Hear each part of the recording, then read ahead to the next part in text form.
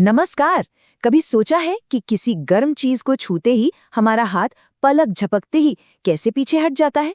या कोई पौधा हमेशा सूरज की रोशनी की तरफ ही क्यों मुड़ जाता है? आज हम इन्हीं दिलचस्प सवालों के जवाब ढूंढेंगे और उन कमाल के बायोलॉजिकल सिस्टम्स को समझेंगे जो हर जीव को अपने आसपास की दुनिया को महसूस करने और उस पर रिएक्ट करने में मदद करते हैं। तो ये रहा हमारा आज का रोड मैप। हम शुरुआत करेंगे ये समझने से कि शरीर को कोऑर्डिनेशन की ज़रूरत ही क्यों है। फिर हम जानवरों के नर्वस सिस्टम और एंडोक्राइन सिस्टम में गोता लगाएंगे। इसके बाद देखेंगे कि पौधे ये काम कैसे करते हैं और आखिर में इन सारी कड़ियों को एक साथ जोड़ेंगे। तो चलिए हमारे पहले सेक्शन से शुरू करते हैं। आखिर शरीर में तालमेल या कोऑर्डिनेशन की ज़रूरत क्यों है? ये असल में हर जीव के लिए एक बुनियादी चुनौती है। सबसे बड़ा सवाल तो यही है कि खरबों सेल से बना एक इतना कॉम्प्लेक्स जीव एक सिंगल यूनिट की तरह काम कैसे कर पाता है। इस सवाल का जवाब ही कंट्रोल और कोऑर्डिनेशन सिस्टम्स में छिपा है। अगर इसे आसान भाषा में समझें तो कंट्रोल और कोऑर्डिनेशन वो प्रोसेस है जिसके जरिए किसी जीव के सारे अंग एक टीम की तरह काम करते हैं। ये टीम बाहरी स्टिमुलस जैसे रोशनी या गर्मी या फिर अंदरूनी बदलावों जैसे हार्मोन्स के लेवल में चेंज पर रिस्पॉन्ड करती है। अब इस तालमेल को मुमकिन बनाने के लिए हमारे शरीर में एक हाई स्पीड नेटवर्क है। इसे हम नर्वस सिस्टम कहते हैं। आप इसे शरीर का अपना सुपर फास्ट इंटरनेट समझ सकते हैं जो बिजली की रफ्तार से मैसेज भेजता है। और इस पूरे नेटवर्क की जो सबसे छोटी लेकिन सबसे अहम यूनिट है वो है न्यूरॉन। इसका काम करने का तरीका बड़ा ही सिंपल है। देखिए, डेंड्राइट सिग्नल को रिसीव करता है, साइटोन उसे प्रोसेस करता है और एक्सॉन उस सिग्नल को आगे बढ़ा देता है। बस इतना ही। हमारा जो सेंट्रल नर्वस सिस्टम है यानी हमारा दिमाग और रीढ़ की हड्डी वो शरीर का मेन कमांड सेंटर है। दिमाग के अलग अलग हिस्से हैं, जैसे सेरेब्रम सोचने समझने का काम करता है, तो सेरेबेलम शरीर का बैलेंस बनाता है और रीढ़ की हड्डी कई रिफ्लेक्सेस को कंट्रोल करती है।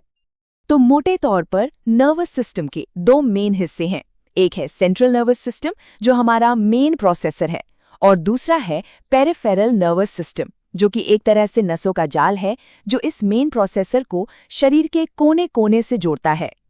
पेरिफेरल सिस्टम का एक बहुत ही इंटरेस्टिंग हिस्सा है ऑटोनॉमिक सिस्टम, जो उन कामों को कंट्रोल करता है जो अपने आप होते हैं, जैसे दिल का धड़कना। ये दो उल्टे मोड में काम करता है।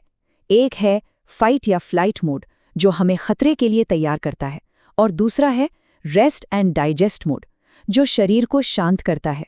ये दोनों मिलकर एक बैलेंस बनाए रखते हैं।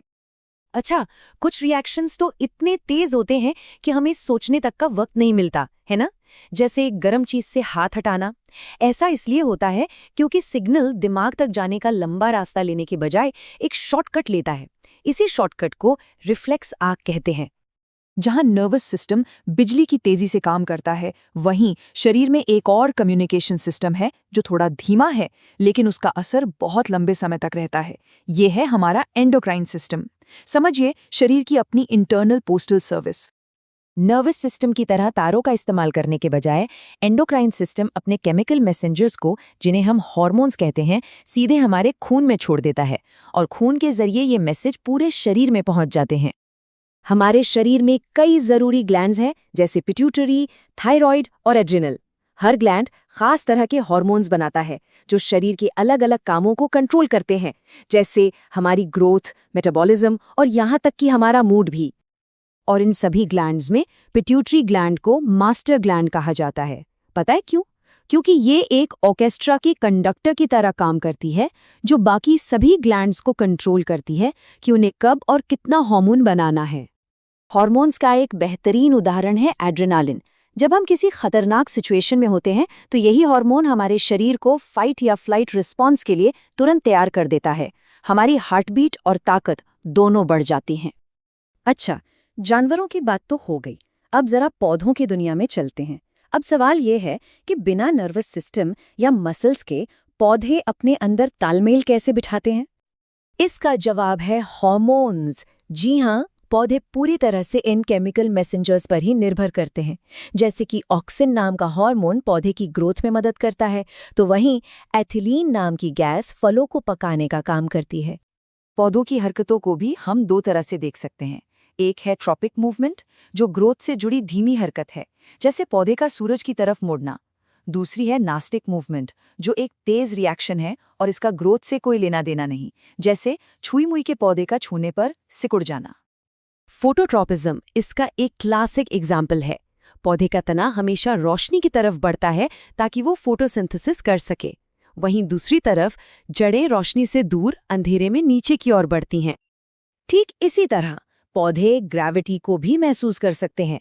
इसीलिए जड़ें हमेशा नीचे की तरफ जाती हैं और तना हमेशा ऊपर की तरफ, चाहे बीज को जमीन में किसी भी तरह से क्यों ना बोया गया हो। तो हमने जानवरों और पौधों के अलग-अलग सिस्टम्स को देख लिया। अब चलिए इन सबको एक साथ जोड़कर देखते हैं कि इन सभी का आखिरी मकसद क्या है।